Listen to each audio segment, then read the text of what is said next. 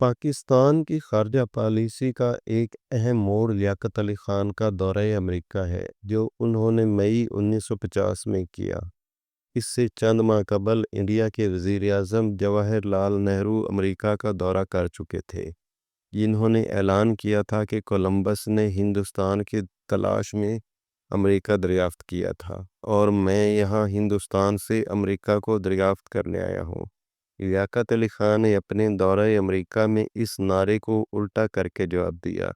انہوں نے کہا کہ میں یہاں اس لیے آیا ہوں تاکہ امریکہ کو پاکستان کی دریافت میں مدد دے سکوں۔ لیاقت علی خان نے اپنی تقاریر میں پاکستان کے قیام کے اسباب پر تفصیل سے روشنی ڈالی، کیونکہ امریکیوں کی رائے مسلم لیگ کی قیادت کے بارے میں اچھی نہیں رہی تھی اور وہ نہرو کو ہندوستان کا جارج واشنگٹن سمجھتے تھے۔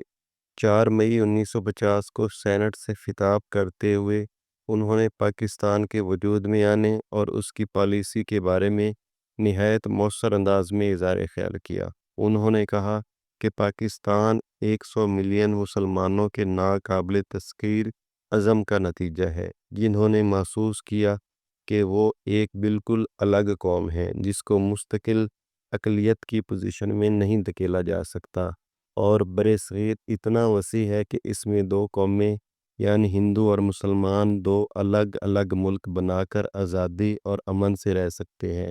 انہوں نے پاکستان میں اقلیتوں کے تحفظ کا یقین دلایا، اس لیے کہ مسلمان بطور اقلیت اقلیتوں کے ساتھ ہونے والے مظالم سے آگاہ ہو چکے تھے۔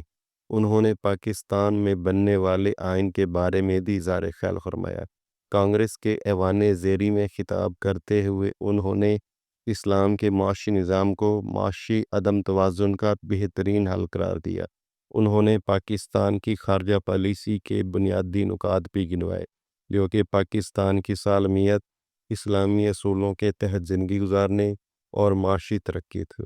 لیاقت علی خان نے اپنے دورہ امریکہ کے دوران دفاعی ضروریات کے سلسلے میں امریکی حکام سے میٹنگز بھی کیں، اور اس سلسلے میں ان کی میٹنگ امریکہ کے وزیر دفاع سے بھی ہوئی۔